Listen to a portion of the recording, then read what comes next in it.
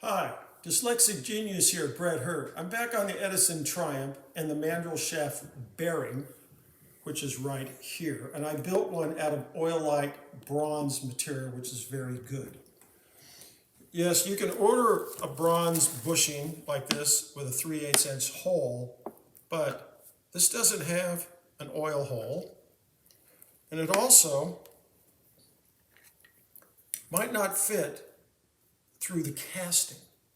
Because when Edison made these, this wasn't precisely machined, it was just drilled out. And when you look at them, when you take them out, you'll see the little drill marks on the side.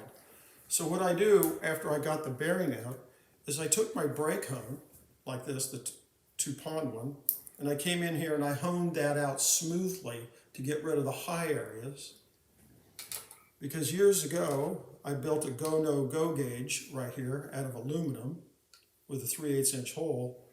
Because when you put this in, you want the bearing to slide in here. You don't want to have I gotta give it a little tug, a little push. You don't want to do that. You also have a screw back here that holds it in place. And you have to be careful with that because when you put the new bronze bearing in and you tighten the screw down, it can contract the inside of the hole. So when you're setting these up, you have to have it in place with the screw.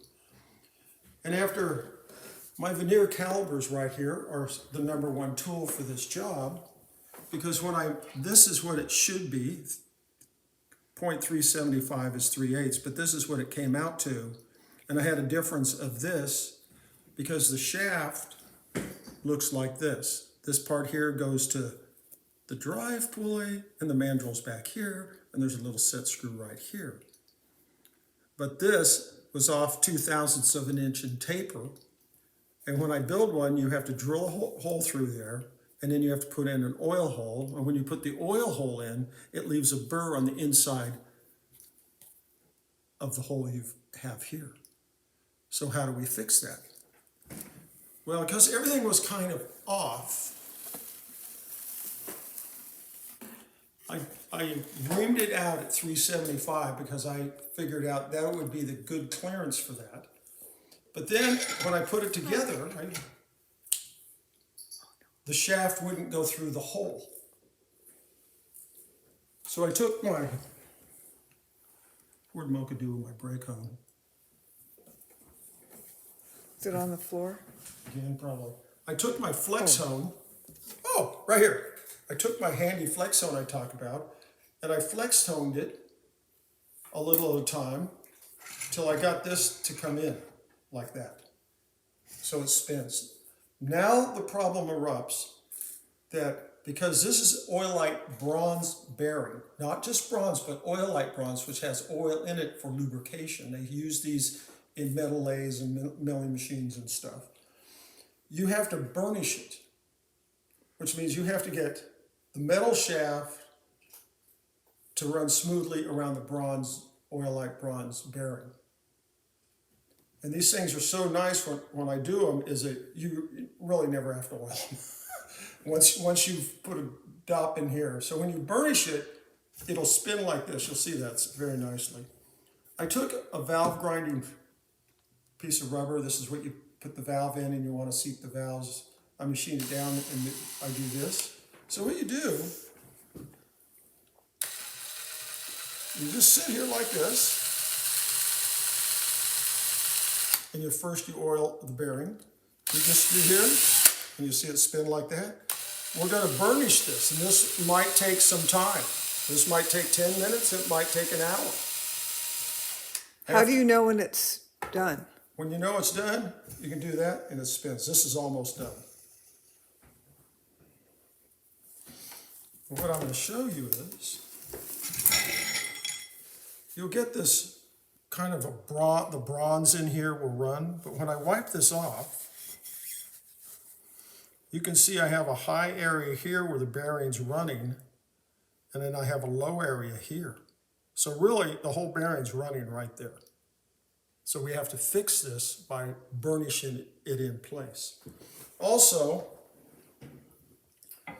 when I said the end bearing here with the gear was mushroomed out, well, when somebody beat on it, Uncle Bubba down the road whenever, they mushroomed the end of this right here where the 2 4-minute changer goes and your pulley goes.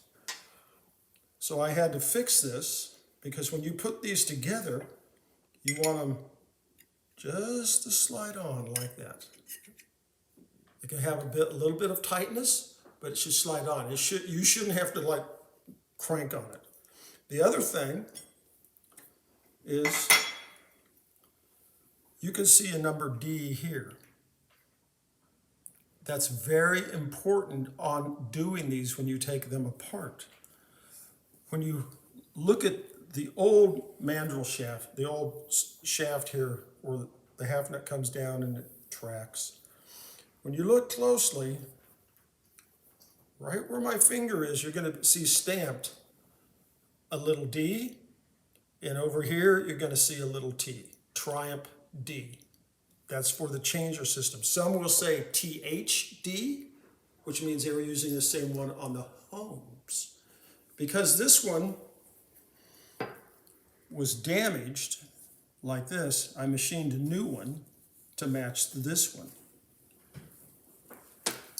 The one other thing is, I said that I had a hard time getting this apart, and I had to re-drill and tap. So a pin goes in, and then the little screw goes in. But I changed my screws out to a set screw like this. That's an Allen head, because that gives you more control in putting it together when you crank down on it, because that little slot in that screw, they break sometimes. And the other thing is, this little pin has 2 different ends. It looks like a pin. So I have a pointy at one end and a flat on the other end. So you have to look closely that you get the pointy part going into the shaft, because that locks the pulley down. Into the shaft where? Right. Into the shaft where? So when you put this together, and you have this on the machine, you're going to put the little piece of metal, the first piece of metal, but there's a point on the end. You want the point going down, then you put your screw or set screw in and tighten that down. And that literally locks the pulley in place. And when that because this, if you don't get it right, the pulley will run like this, and the mandrel won't go around. These are some of the things I wanted to point out on how you do a bearing on a Triumph, and that's my tip for the day.